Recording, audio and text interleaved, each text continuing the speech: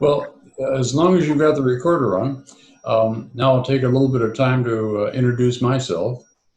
Most of you know my name is Bruce Moen, and some of you know that I've written some books, and I've very sneakily stuck them back here. Well, it wasn't so sneaky, I guess. Um,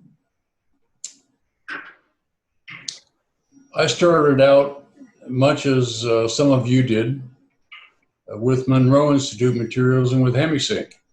And back in about 1991 or 92, I attended my first Gateway voyage. I went there specifically to learn how to do this traditional out-of-body thing. You know, where you lay down, you close your eyes, you relax, you get out of your body, you get into some other body, you go do things. That's what I came there to learn. I was very disappointed on the intake interview to hear them say, well, that's not exactly what we teach, Mr. Moen. Thought, oh, geez.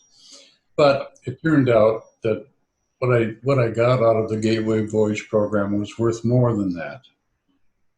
And I was happy with it.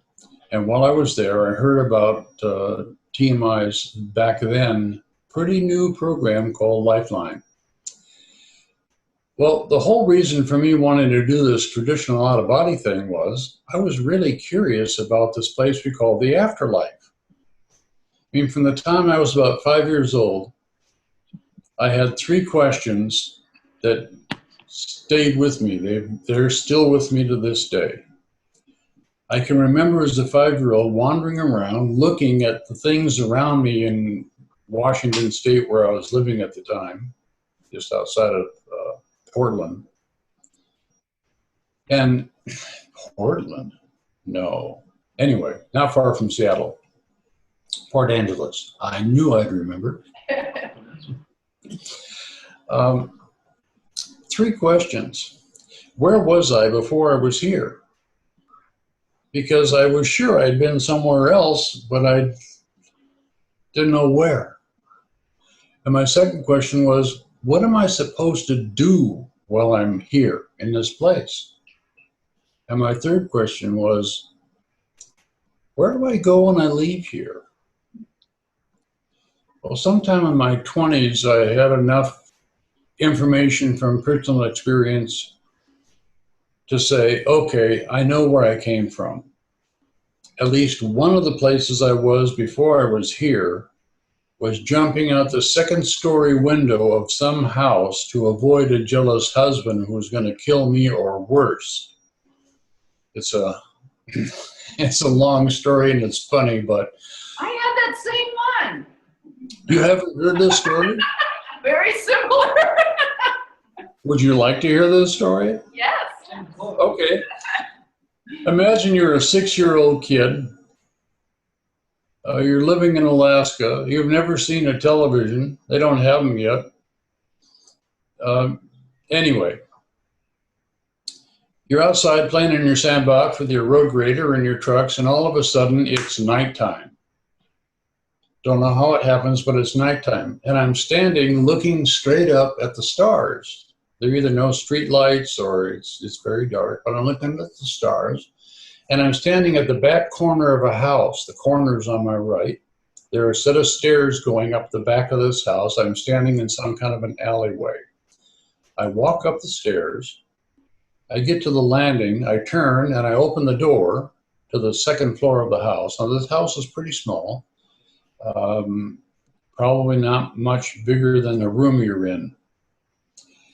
And I can see when I open the door that on the far wall, there's like a white cotton curtain, sort of lightly moving, like maybe the window's open, there's no window. On the left-hand side is a dresser with a couple of candles on it. And on the right-hand side is this huge brass rail bed. There's a woman in the bed. And she's doing something that definitely drew me into the room. And the next thing I know, I mean, I'm a 6-year-old kid. As the next thing I know, I'm in this bed with the woman. There's a whole lot of bouncing and moving. I don't know exactly what's going on, but I'm really enjoying it until I hear these heavy footsteps coming up those same stairs I just came up a little while ago. And you know that thing that jumps from here, from your chest up into your throat when you're terrified? Mine jumped. I roll off the woman. I look over toward the door as it opens, and there's just silhouetted. I can see this guy. He is so big, the top of his broad brim hat is brushing the door jamb. He's big. He fills the door. And I know if he gets a hold of me, I'm dead or worse. I remember throwing off this light blanket, looking back at it. It was probably a sort of a down comforter kind of thing. Jumped out of the bed and dove head first for the curtain. And when my fingertips touched the curtain, the daydream ended. I was back in my sandbox with my road grader and my trucks. I just figured this sort of thing happened to everybody. I see Dick now on the screen. Hey, Dick. Oh, hi, Richard. Right. So, years later, Like, what's he talking about? years later, I'm thinking to myself, how is it possible that a 6-year-old boy living just outside of Anchorage, Alaska in like 1954 could have a memory like this? Oh, there was no television. It couldn't have come that way. If there was a movie that had a scene like that, my parents would have never taken a 6-year-old kid to that. My mother walked out on the first James Bond movie. It was too much for her. Anyway, after reading a lot of books, I came to the conclusion that what had happened was I had remembered a different time, in which I had been alive in a body just like now. And in that time, I had jumped out a second-story window to avoid a jealous husband. Well, having an answer to that first question, I thought, okay, that's one question down, 2 to go. So I picked the next one. What am I supposed to do while I'm here? I'm in my 20s. Maybe some of you are in your 20s. But some of you who are closer to my age would say nobody in their 20s is even equipped to ask that question, much less get any answers. Well, it took me several years. I'm persistent. My wife would say maybe obsessive, but I would say persistent. It took me several years to come to the conclusion I was not going to get any information about what I should be doing while I was here, so I skipped to the next thing. Where do I go when I leave here?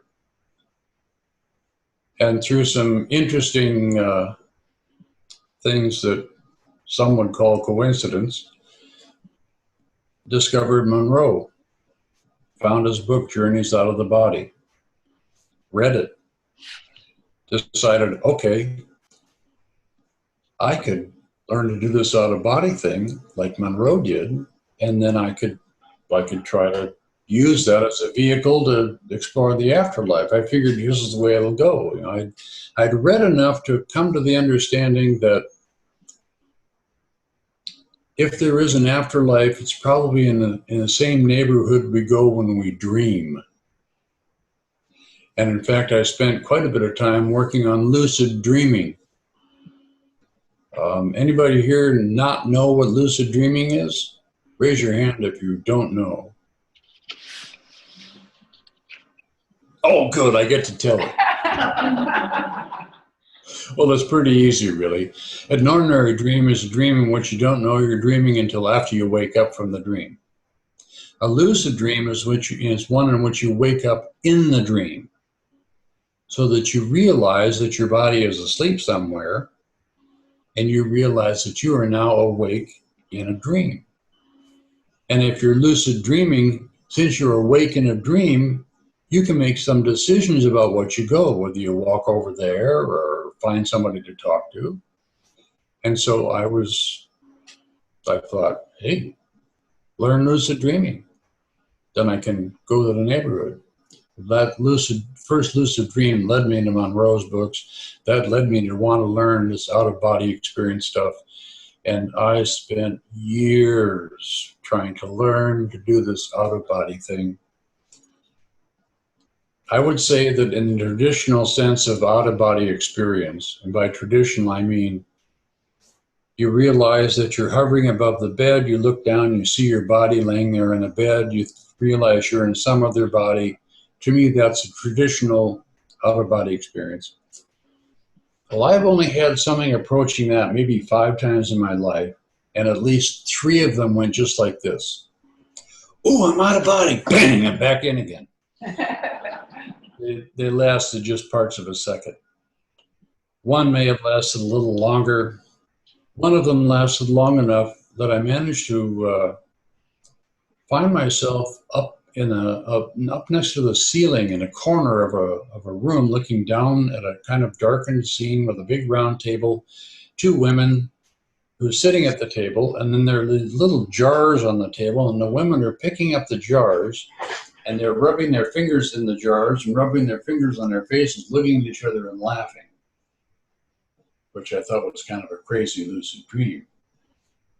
Well, it turned out that when I laid down to go out for a nap, I had awakened, I thought, stood up, walked out of bed, walked down the hallway, walked through the wall. That should have been a clue. Walked through the wall, ended up across the street. And when I told my girlfriend at the time, Becky, hey, you'll never guess what a strange dream I had when I was napping. And I told her about it, and she said, well, that's funny, because I was across the street at that table where the wallpaper it's red and got these horrible eagles all over it that I described to her. And she was at Debbie's house, and Debbie had a mother who sold Mary Kay Cosmetics. She had just delivered a big bag of samples, and they were sitting at the table rubbing stuff on their faces and laughing. I had at least one out-of-body experience to demonstrate to myself through my own direct experience that it's possible, it can be done. But I spent more years trying to learn how to do it and couldn't. Enter Gateway Voyage and then Lifeline. And with Lifeline, I finally found a way to make contact and communicate with people who lived in this place called the Afterlife, but there was a missing piece. There was no way for me to verify that what I was doing was real. There was no way for me to verify that I wasn't just making this up, that I was just fantasizing. Because back then, Lifeline didn't have any way of well, what they did was they said, if you get any information that you'd like us to try to verify, write it down, give it to us, and we'll put somebody on it to try to verify it. Well, that didn't work. And so some years later, I decided that it would be kind of nice if people had a nice, simple, easy way to answer my third question for themselves. Where do I go when I leave here? Because, there's a lot of folks who spend so much of their life in fear of dying, they don't really live their lives. There are so many folks who spend so much of their lives grieving for someone who's died, when communication with that person can be pretty easy. And the key is verification. Can you verify that what you've experienced is real? Because if you can't verify it, it just becomes some other thing that could have been made up, maybe not, maybe it is, you don't know. But as I was talking about before I knew all of you were in the room, maybe some of you heard this before, but I'm sure somebody didn't, so I can tell the story again, and I'll use it for example. How do you get verification? Well, the way I teach this process, everybody's sitting in a chair with their eyes closed. You don't need to lay down and go to sleep. You don't need to go out of body. You don't need any of that. You just sit there with your eyes closed and you use your imagination to imagine what you're doing. It's okay even to pretend. I'm an engineer. That was really hard for me to accept. But it's okay to use your imagination. And in one of the exercises in the workshop that I'll be teaching there in April, the verification step is one of the things I teach you how to do. And it goes like this. During the exercise, let me start the exercise. The exercise starts with everybody, all of you, everyone sitting in the room gets a little piece of paper, they're all identical, and you all put down on that piece of paper the name of someone you personally know who's deceased. We fold the piece of paper up, put it in a basket, then everyone draws one at random. First of all, making sure it's not the one they put in. Now you have the name of someone who is known to be deceased, but you don't know who that person is, and you don't know who else in the room put that name on that piece of paper. During the exercise, you're guided to make contact and communicate with this person. In a workshop in Reno, Nevada, one of the pieces of information that the participant got in response to my guided question of ask this person to show you, tell you, or give you something that is proof to the person who wrote down their name that your visit with them is real. In response to that question, a deceased young woman brought out a piece of jewelry. And the participant drew a sketch of the jewelry, of what it looked like, the stones. It looked beautiful. So anyway, drew a sketch of that. And then later, in the debriefing of the exercise, when it showed that image, the deceased woman's father had a tough time holding it together, because that was the last piece of jewelry his daughter produced before she was murdered 2 years earlier.